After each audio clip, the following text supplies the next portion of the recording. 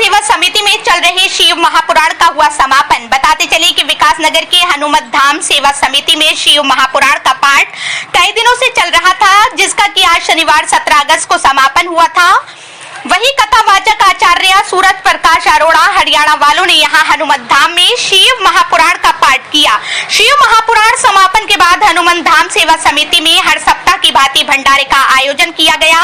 इस कार्यक्रम में हनुमत धाम सेवा समिति के अध्यक्ष विष्णु महावर, राजकुमार जायसवाल, प्रेम प्रकाश अग्रवाल, जय किशन लाल चुग, गुरुदत्त कपिल, रुद्र बहादुर थापा, राहुल सिंह जाट समेत सैकड़ों की संख्या में भक्त जनों के द्वारा शिव महापुराण का पाठ सुना गया और उसके पश्चात भंडारे का प्रसाद ग्रहण किया गया। देखिए, हम परलोक के बारे में तो सोचते ही हैं कि हमारा अगर बार बार जन्म हो तो किसी अच्छे कुल में हो, जहाँ पर जो है धार्मिक पर्यावरण हो और उस पर्यावरण में हम अपना भगवान का ध्यान करते रहें, क्योंकि भगवान का जो ध्यान है वही कल्याण करने वाला है। वैसे मुझे जो है कथा करने में बहुत आनंद मिलता है, मुझे बहुत अच्छा लगता है, इसलिए मैं कथा करता हूँ। जब कोई श्रोता नहीं भी होते ना तो मैं अपनी कथा लेके बैठ जाता हूँ। अभी हमारे कर्नल वर्मा जी हैं, उन्होंने सारी कथा सुनी हमारे से और वो एक एक शब्द जो है उनसे मैं पूछता भी रहा भी आपको इसमें क्या चीज़ लगी, तो वो सारी की सारी कथा मुझे वर्णन भी करते थे। रमेश कुमार जी हैं यहाँ इसमें हनुमत धाम में हैं, सेवादार हैं, वो भी उन्होंने भी कथा सुनी है और उनको भी बहुत अच्छा लगता है।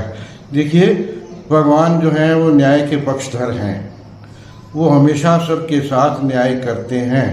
जो भी भगवान का भजन करता है उनको एक सुख तो मिलता ही है, एक प्रसन्नता मिलती ही है और साथ में जो है वो इंसान इस योग्य रहता है कि उनको किसी प्रकार का कोई कष्ट नहीं होता। मेरी उम्र 77 साल की है, लेकिन मैं अपने आप को पूर्णतया स्वस्थ मानता हूँ। मुझे ऐसा लगता है कि ये सब उसी की कृपा है, जिसकी वजह से मैं इतना स्वस्थ रहता हूँ, कथा भी करता हूँ और आनंद भी लेता हूँ, इसलिए मुझे कोई कष्ट ही नहीं होता।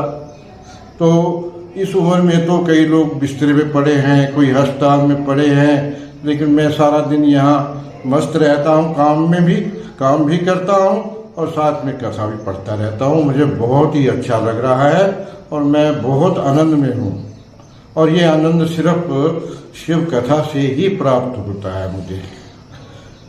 तो मैं कौन सा इस तरह से बैठने वाला तो हूँ नहीं, दोबारा फिर बैठ के शुरू कर दूँगा। और हमारे अध्यक्ष महोदय हैं महावर जी, वो मुझे प्रेरणा देते रहते हैं।